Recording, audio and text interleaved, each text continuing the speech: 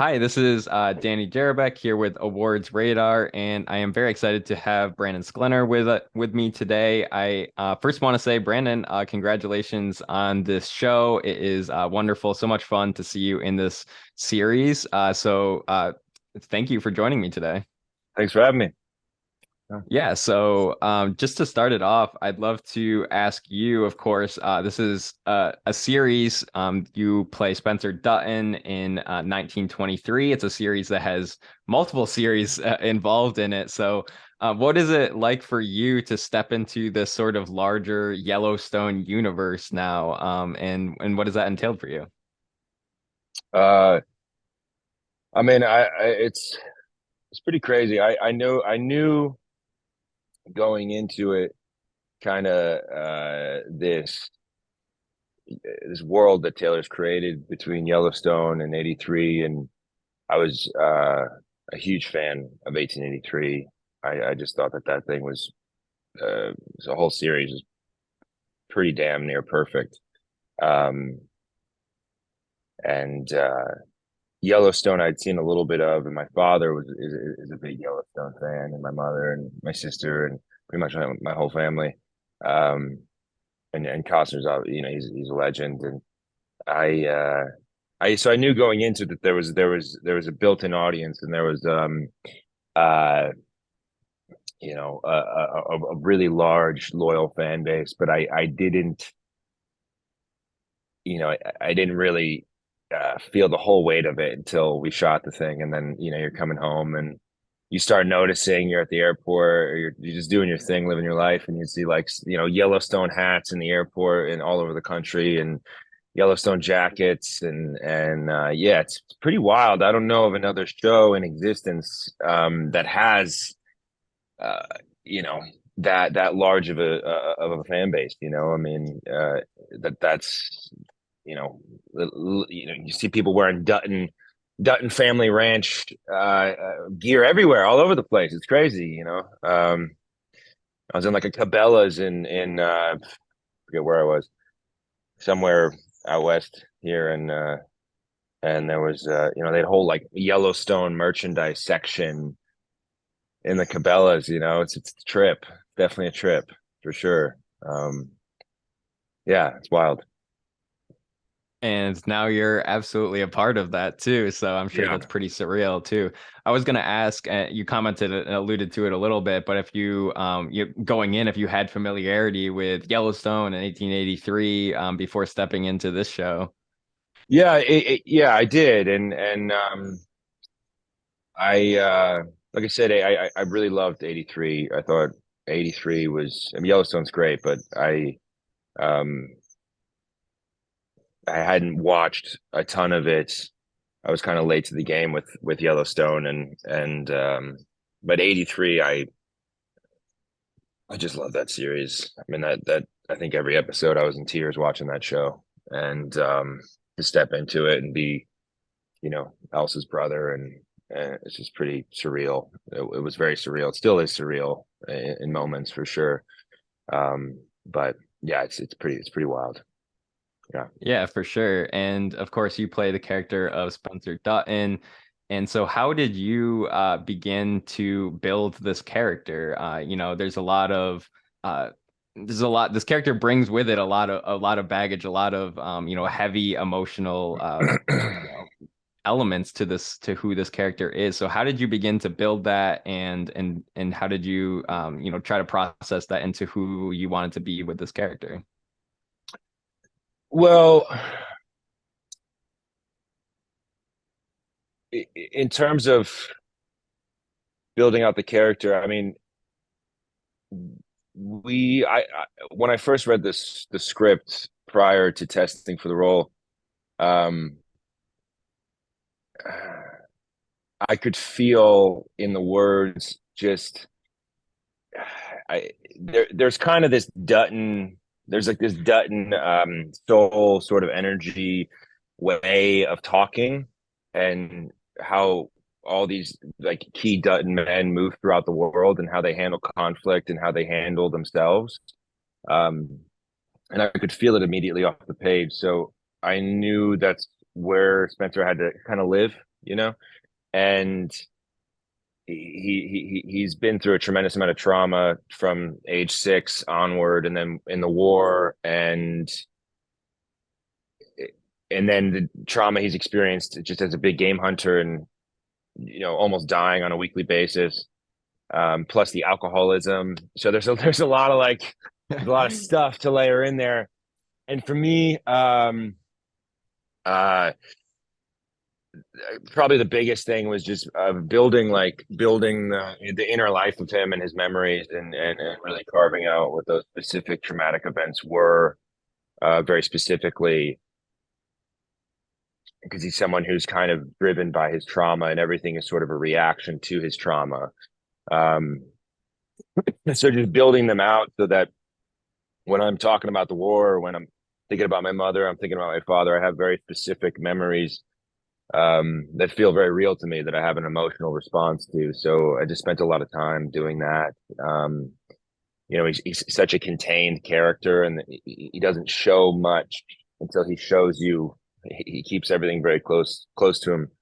Uh, but obviously, if you don't build that shit out, you're just kind of there's nothing going on. So you need all that in your eyes, so that sort of the smallest movement can really tell a lot about this guy and what's going on internally and what he's trying to keep in. So I think, yeah, the biggest thing was just building out those memories, and having them be so specific and so rich and so alive and so real for me as Brandon. So I had, I spent a lot of time doing that, just meditating with it, and sitting with them, and um, yeah, probably the biggest thing. Yeah. Yeah, that's really cool to hear. I wanted to ask if, this type of character who has so much trauma, has so much um going on in their past, that those layers that you commented on, that you have to deal with and layer into who this character is that something that you had been kind of wanting to explore and play as an actor? Is that something that you had seen maybe you could fill the shoes of someone like that, or is that something that it kind of came as a surprise to you as a different type of character? Yeah, I think I've always been drawn to characters that have been through some stuff, and I mean, I've definitely lived a life, and I just characters like that definitely they feel at home with me. So I don't think that it was a stretch by any means, but or surprising that it ended up the way it did in terms of me playing the role. But um, yeah, as most actors, I mean, would probably want to play the most complex characters they can get their hands on, and I just got lucky that his the words that Taylor wrote as for Spencer just made the most sense coming out of my mouth, for whatever reason. It's nice. Yeah, for sure. And this season of this show, of course, sort of operates in a split narrative in a way, where your story is very much operating sort of in a different world from a lot of the other Duttons, and you're trying to reconcile with that and get back to that. How did you, how did you deal with that and grapple with that, in terms of how you express your character who's living in a different sort of world at the moment, but trying to get back to this other world that you're in, that your family is living in? I think, I mean, so much of once Spencer gets those letters and he learns what's happened to his family, I mean, so much of his mission, his purpose becomes trying to discover where they are and what's going on. So I think, you know, just hooking into that mission and that vision in terms of you know always having some place to be and some place to go, and having that place be something just very specific, and um and have that place be something that's just deeply in his heart. I don't know. It's he hasn't seen them in years. So it's which I mean worked perfectly because me as an actor, as Brandon, I had no idea what the hell was going on out there. Really, I mean, I don't know. It's like I didn't know. It's like you read the scripts, and then you see. It's not till you see the episodes, you're like, oh shit, okay. Um, some things are like how you imagine them to be. Some things you aren't like how they imagine being. I imagine that's the position Spencer's in, and he'll be in when he gets home. Because he doesn't know what to expect um, when he gets back to the ranch. Who's going to be alive? Who's not? Who's you know? It's going to be jarring for sure when he gets home. Um, the reality of it, I'm sure. Yeah, I want to talk to you too about the relationship with some of the other cast you had, maybe on your side of the story, specifically maybe Alexandra, played by Julia, of course. And I'm hopefully going to be talking to Julia soon too. So Oh, I'd nice. love to Yeah. hear your side of that relationship, and then I can ask her the same. Yeah, or as the character or Julia herself as the actress. Both, yeah, both Um, sides. yeah, I mean, Spencer, when they meet, he's kind of in this position where he doesn't really care, he lives or dies, and he's slowly sort of drinking himself to death and um, chasing the dragon, playing with fire, whatever you want to, whatever you want to call it. And she definitely, she gives him a reason to live. And I think initially, there's this sort of exterior that he's built around himself as a coping mechanism. And the more time they spend together, those walls start to come down, and she's effectively chipping away. This life builds onto us all this shit that takes us away from that. But ultimately, that's, I think,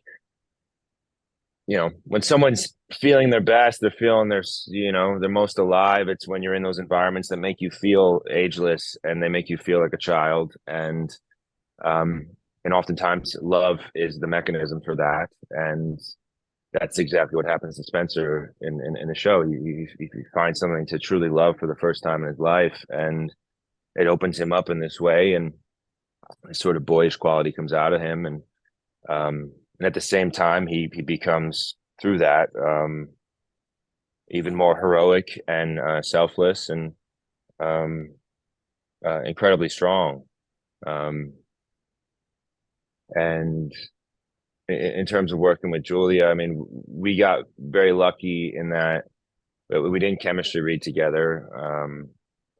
And Taylor's just such a special creative mind, and his intuition is so strong when it comes to his writing, when it comes to his casting, and he just intuitively felt that we would jive, and it would work, and it did. And um, you know we felt very safe with each other to um, do these scenes and to be in these sort of trying situations just as people, in terms of traveling the world all over the place on such an intense shooting schedule, which neither of us had ever done. It's like I'd never been to Africa. I'm like a kid from New Jersey. Like I've never been to Africa. I've never been to Malta. I've never, never shot on a set with 5 cameras and you know 20 period boats and 600 extras, and like it's crazy. And we were both kind of in that situation, and uh, we were just fortunate that um, we were able to make one another feel comfortable enough and confident enough in those situations. And yeah, and I think she did just a really wonderful job with it, and um, definitely excited to see where her character goes now that she's on her own, Mhm. and how that arc, uh, you know, continues to grow, because it's definitely going to be a whole different ball game this next 8 episodes, these last 8 episodes. Yeah. Yeah, well, to begin to wrap up, before I let you go, yeah, you mentioned continuing these arcs. Is there anything that you're hoping for to see for Spencer in the future? Yeah, I mean, I think, I mean, just like everybody else who's watching the show, I just want him to get home. I just want him to get home. And uh, I had said this earlier in an interview, and it's like, you could talk about the character and what I want for the character, but like selfishly, just me as an actor, like the little kid in me just wants to kind of be on a horse, shooting a gun, killing people. You know what I mean? It's like it's kind of like I grew up watching westerns with my grandfather, and I just fucking love westerns, and I'm excited to just embody that archetype and be on a horse and getting after it. Uh, as the character Spencer, you know, I